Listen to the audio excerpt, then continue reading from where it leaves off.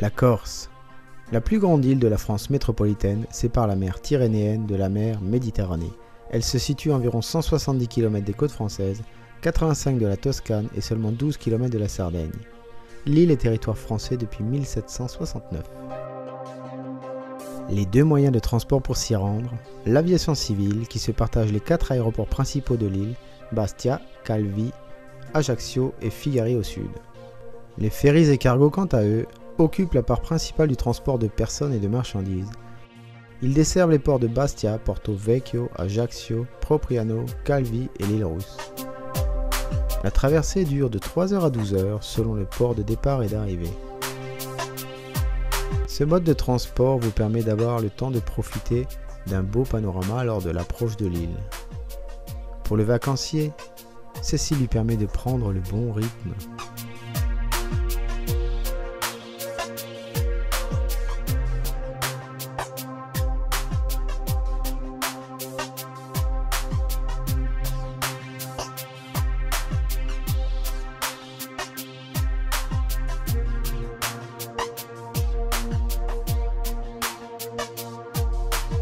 Arrivé à terre, les déplacements se comptent en heures et non plus en kilomètres.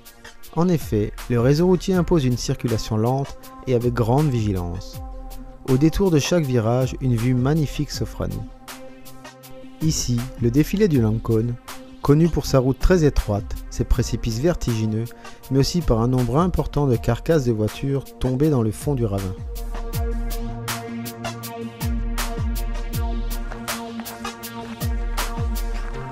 Le marcheur n'est pas en reste. Un important kilométrage de sentiers pédestres attend les randonneurs.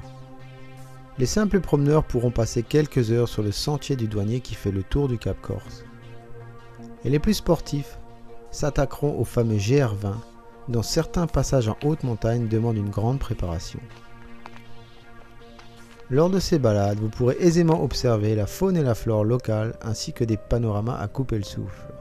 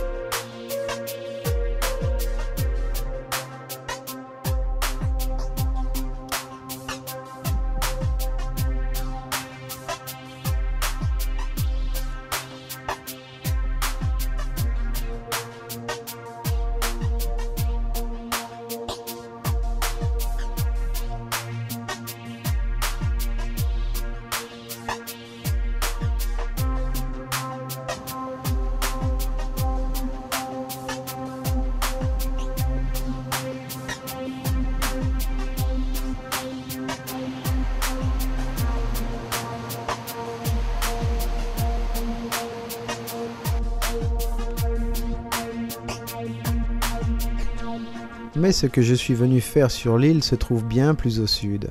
Allons-y. Je vous emmène à Bonifacio, ville la plus méridionale de France métropolitaine. Une des plus belles villes de Corse, flanquée de sa citadelle qui surplombe de grandes falaises de calcaire. On m'a dit qu'ici je trouverais les plus beaux fonds sous-marins de Corse. Pour m'en rendre compte, je choisis les abords des Lavezzi, archipel de 6 îles dont une seule est habitée. À peine immergé, je suis accueilli par un banc de saupe appelé aussi dorade rayée ou dorade jaune. Les juvéniles mangent des petits crustacés, puis, en grandissant, deviennent végétariens et ne mangent plus que des algues vertes, rouges et de la posidonie. Un groupe de crénilabres pans se rue sur un amas flottant d'algues qui doit sans doute contenir nombre de petits mollusques. Avant de m'enfoncer plus encore sous les éboulis de roches, je croise la belle Pélagie, une méduse très urticante dont les tentacules peuvent atteindre 40 cm. Elle s'en sert pour capturer les crustacés, cténaires, méduses et éventuellement des petits poissons. Ce sard à museau pointu va m'emmener aux éboulis. Ce carnivore benthique cherche au sol ses mets favoris, crustacés, vers et mollusques, ainsi que de la petite faune fixée comme les bryozoaires, balanes et hydraires.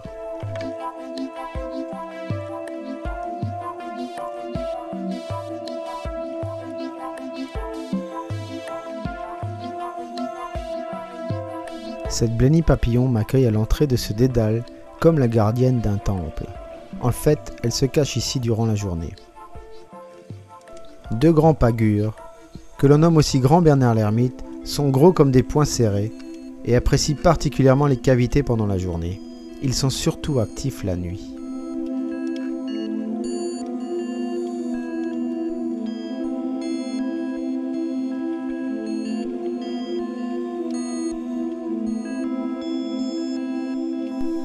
Ce nudibranche qui s'appelle flabeline mauve se tient sur son support habituel, un hydraire. C'est une espèce hermaphrodite que l'on peut rencontrer jusqu'à 50 mètres de profondeur.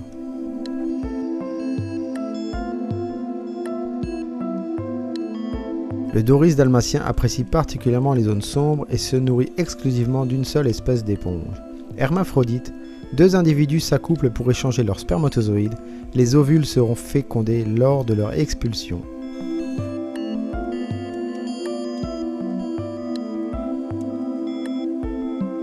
Les sards à tête noire, très reconnaissables, sont des poissons grégaires qui apprécient les fonds rocheux. Atteignant la maturité sexuelle vers 2 ans, ils sont d'abord mâles et deviennent plus tard femelles.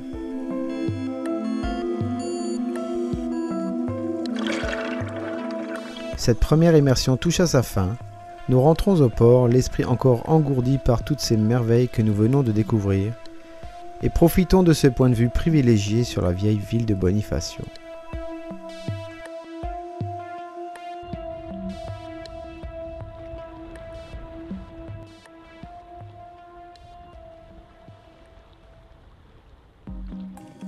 La plongée de nuit est parfaite pour rencontrer le corbe commun, poisson assez rare avec une activité majoritairement nocturne. Il a la particularité d'émettre des grognements audibles quand il fait vibrer sa vessie natatoire.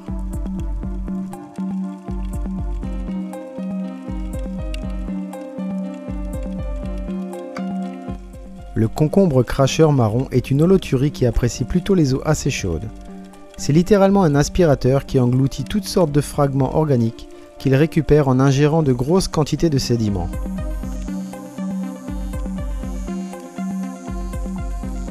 La reine de la nuit reste l'incontournable murène qui peut mesurer jusqu'à 1,50 m.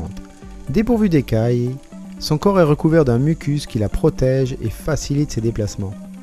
Elle sort rarement de sa tanière et attend qu'une proie passe à proximité pour fondre dessus. Il est maintenant temps de rentrer, car demain une grande rencontre nous attend. Ce matin, nous partons à la rencontre d'un emblème de la Méditerranée, le mérou brun. Le rendez-vous est pris. Fidèle, il est là pour m'accueillir.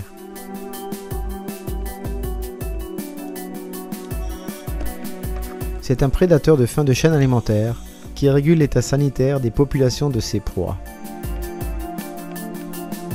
Il se nourrit indifféremment de céphalopodes, crustacés et de poissons. D'abord femelle mature vers 4-5 ans, il devient ensuite mâle entre 10 et 14 ans. Il peut atteindre plus d'1 mètre de long et vivre jusqu'à 50 ans, à condition qu'on lui en laisse le temps.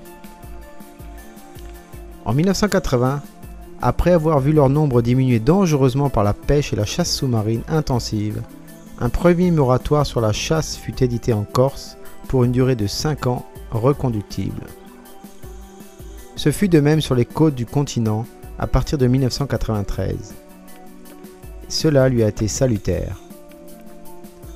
Pour l'instant, toute chasse et pêche à l'hameçon est encore interdite jusqu'en 2013 sur tout le littoral français. Une étude réalisée par le GEM sur 12 ans à Port-Cros depuis 1993 montre l'évolution de la population qui est passée de 86 individus à environ 500. Ce niveau tend à se stabiliser, ce qui porte à croire que c'est la population idéale compte tenu de l'habitat et des proies disponibles. C'est une espèce patrimoniale, indicatrice de la qualité du milieu et surtout un signe que la chaîne alimentaire qui le précède est en bonne santé, lui étant le prédateur de plus haut niveau. La sédentarisation des populations de mérous bruns est liée à la qualité des sites qui offrent des ressources convenables en nourriture et en abri aux grands mâles. Concernant sa reproduction, il faut un mâle dominant avec un harem d'au moins 10 femelles pour que notre don Juan soit stimulé sexuellement.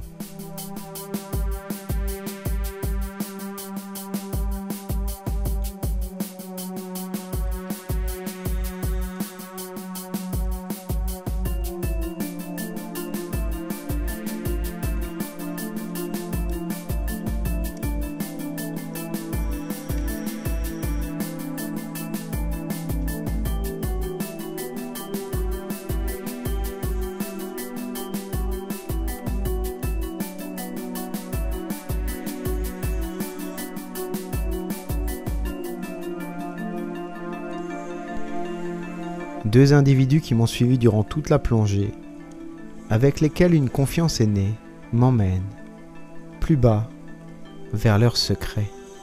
Un jardin, un paradis. Oui, c'est là. On me l'avait dit. Les plus beaux fonds sous-marins de Corse.